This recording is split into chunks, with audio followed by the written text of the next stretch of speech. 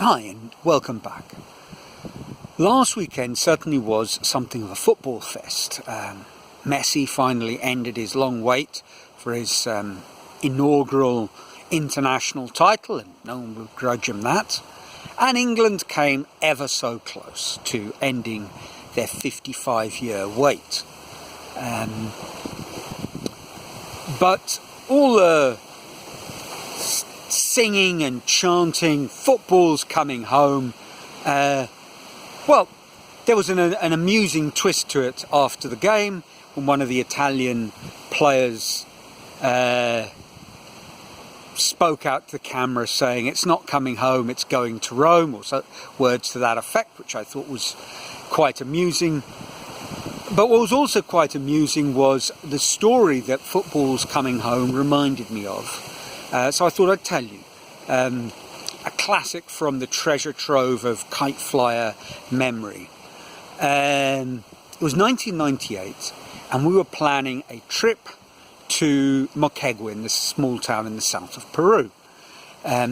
Before going, we'd arranged to meet at the airport a little bit earlier, a lot earlier, to watch, as I recall, the England-Colombia game. And that's another one that's got a bit of a song attached to it, besides the football's coming home. I mean, it actually has a sort of hit pop song, which I believe is entitled England 2, Colombia 0. Kirsty MacColl, absolutely fantastic song from a terrific album, Tropical something or other. Well worth a listen. So there we were in the airport, watching the game, things slowly getting more and more raucous, out of hand. You know, the occasional beer glass being broken, loud chanting, which I suspect was something of a novelty for the waiting staff in the airport bar. And it was full, you know, it was full of us, the Kite Flyers, a football team about to go on tour, but also wives and girlfriends and players who weren't touring with us for one reason or another. And one of them, Phil Boreham, terrific chap from Grimsby, die-hard Liverpool supporter, and I think he grew up in Peru, if memory serves me correctly. I'll stop saying that. He was sitting there in his England shirt, and the more lively the atmosphere became, the more he started to think that it was a pity he hadn't found the means to go on the tour itself. And he said as much. And Andy Sino, the doyen of kite flyer captains, sort of godfather of the kite flyers, said, well, it's not too late, you know. You can buy a ticket here at the airport. I mean, why not? And Phil said, well, you know, I haven't packed, and what am I going to do when I get to Moquegua, just in my jeans and England shirt and glasses? He said, look, we'll sort you out with a kit, and you got some trainers, or we'll find you some boots. There's shops in Moquegua, you can buy a toothbrush. No, you really don't need very much. Look, let's just buy a ticket. And so they did.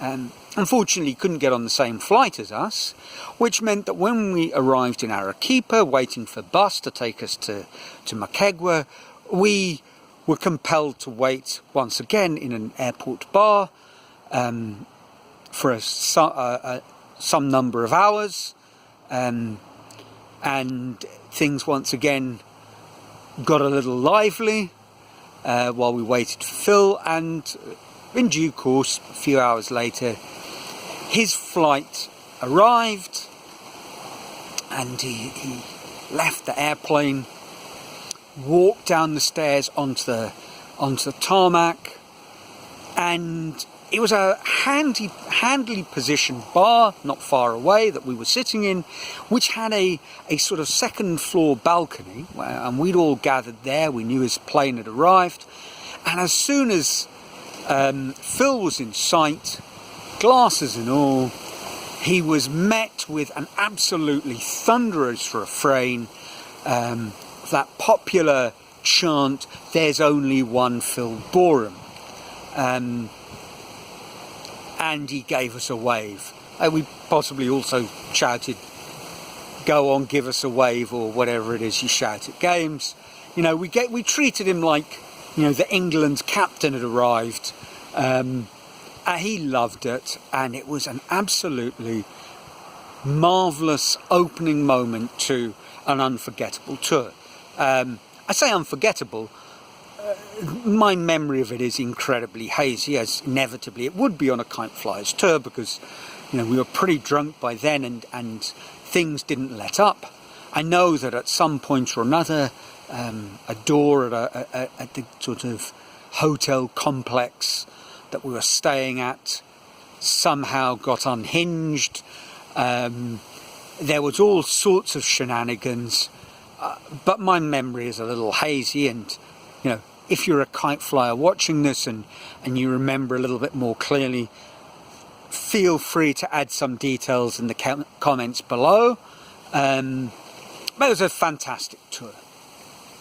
Now, as for the game that we played, I have no idea what happened. Occasionally I remember the games on the Kite Flyers tour, at least the results. I know we managed to, by some miracle, draw a game on our tour to Arequipa. I say by some miracle because Arequipa is probably at 2,500 meters, so we could barely breathe. The ball was bouncing in ludicrous ways, and we were, of course, on top of all of that, suffering from vicious hangovers. How we drew is a miracle of strategy and the opposition's incompetence. But what happened in Moquegua, I don't know. And it doesn't matter. And it kind of links into a thought that I had after England had lost the final against Italy. Because one of the things that did annoy me a little bit in the sort of aftermath, the post-defeat picking apart by the pundits, was a sort of ludicrous inconsistency on some of their parts, which is not a surprise. You know, they're not paid to make sensible or logical remarks. A football pundit is paid to provoke and generate tweets and retweets and keep people frothing at the mouth but watching the channel. But one of them had made the, or one of them that I'd watched, because I shortly stopped after that. I realised the futility and foolishness of watching this. One of them had begun his piece by saying how, you know, quite obviously, Italy had played, on balance, the best football at the tournament, you know, had rode their luck less than any of the other teams, probably deserved to win a little bit more, and fair enough. And no sooner had he said that, then he started berating poor old Gareth Southgate for a string, a litany of elementary schoolboy errors that he'd committed. You know, I mean, perhaps some of that was provoked by the fact that this was Gareth Southgate's second moment of penalty shootout misery, and perhaps he still hasn't been forgiven for that unfortunate penalty kick miss against Germany in the semi-finals in '96. You know, so maybe it was his fault all over again. Maybe it wasn't, you know, his substitutions. The fact is that if you've recognised that Italy probably on balance deserved to win, there's a fair chance that whatever the manager had done, Italy might well have won just the same, and we'd then have found ourselves blaming or criticising or pulling apart a whole new string of decisions that the managers and players had made. The fact is, though, that misses the point. The result really didn't matter. It was a wonderful tournament. Crowds were back in the stadiums, and we'd kind of missed that. For the most part, the games were played in a wonderful spirit, which I'd have to say wasn't as true in the Copa America. The Brazil-Argentina game was, as Brazil-Argentina games so frequently are, a sort of niggly, irritating affair rather than a feast of football. But Euro 2020, played in 21, I thought was full of, what I saw and read about, was full of great football. There were heartbreaking moments with happy endings. You know, Christian Eriksen, not going to forget that. And the players' spirit, Giorgio Chiellini, you know, I'd like to think it isn't gamesmanship. His merrymaking before the shootouts and coin tosses, I think, was genuinely done out of a sense of camaraderie that he shared with the other players, a sense of occasion. And the occasion is, this is sport, it's wonderful, let's play as we're going to play. I mean, however happy Chiellini seems, it didn't stop him making the occasional cynical foul, but he's a masterful defender, and that's what they do. Maybe it shouldn't be part of the game, but there we are. But I thought it was great, and that's what I'm going to remember long after the details of the game have been forgotten. Maybe it was a bad thing that England didn't win, but maybe this is what needed to happen for lessons to be learnt for them to finally get over the line in a future tournament. Who knows? The truth is, it was wonderful, and let's celebrate that. And that's kind of my takeaway about sport. The kite flyers, you know, sometimes we remember the games and the tours and the tournaments for the wrong reasons. I mean, you know, there's a lesson to be learnt there, and the lesson is, there's a point where you should probably say no, not yes, to whatever someone's offering you, and I mean whatever. But at our best, they were wonderful, spontaneous, exuberant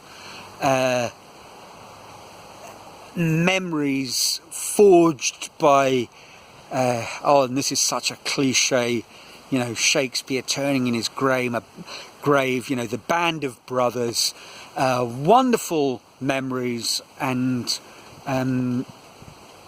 yeah, that's what I am going to take with me from the tours and the games, not the actual outcome. And that's what we need to take away from sport in general. So, you know, I guess that's my lesson that I'm sticking with. Maybe it's something that we need to extend, you know, to life in general.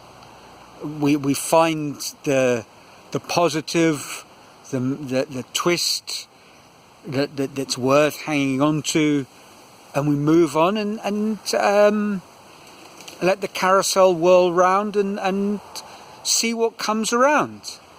And that's it. That's life. So that's it. That's life, and that's another one of my meandering tales from the past. I trust you're all well, and your lives, you're healthy, and your lives are full of joy. Until next week, it's ciao from a sunny Brazil.